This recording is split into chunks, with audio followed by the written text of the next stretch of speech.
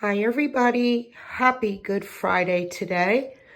I am making for Sunday brunch my stuffed French toast. This stuffed French toast recipe is from my 1997 Taste of Home magazine, long before the internet became a thing. I had a subscription to Taste of Home, and I made this Christmas morning that year, and it is such a family favorite. So I make it every Christmas morning, and my daughter asked me to make it for Easter brunch we're going to do at her house on Sunday. So I wanted to share the recipe with you guys, and you start with a loaf of Pepperidge Farm cinnamon bread. I take half of this loaf and I cut it into like fours, and then I layer it in my pan. Then I dollop on top an 8-ounce cream cheese. Then in a big bowl, I mix 10 eggs, half a cup of maple syrup, 1.5 cups of half and half, and a stick of melted butter. After I dollop the cream cheese on the first half, I then cut the remaining half of the loaf. I put it on top. I sprinkle a mixture I make of, this is sugar and ground cinnamon, and I just mix the two up and I sprinkle it on top. And I will show you as I go along here. But those are the ingredients you need, and I will leave everything below. So I just stack a few pieces at a time, and I cut it into fours, and then I layer it in my pan.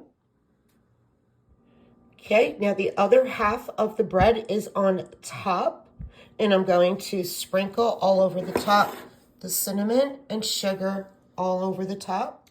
And now I'm going to melt the stick of butter, beat the 10 eggs, add the melted butter with 1.5 cups of the half and half, and 1/2 cup of the maple syrup, and pour it over the top.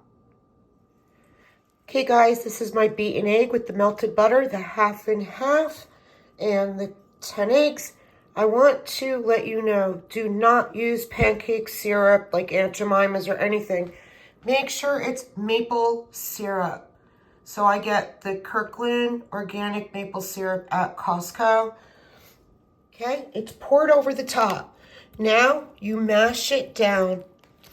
And the reason I'm making it today, Friday, is because you're supposed to make it a day ahead of time. You can make it 2 days ahead of time, so that's why I'm doing it today.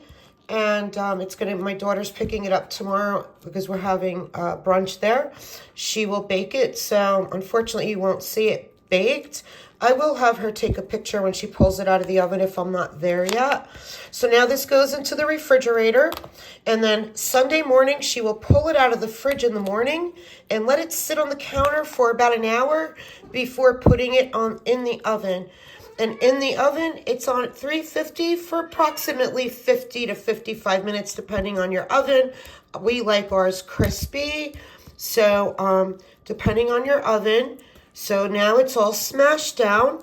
I'm going to put it on a cookie sheet, aluminum foil, and into my refrigerator. And this is the Taste of Home magazine's stuffed French toast. Of course, you could serve fruit with it. If you want to put strawberries on the side or blueberries, we like it just like this. And then I put the maple syrup out with it. And there you go, guys. Here's my stuffed French toast.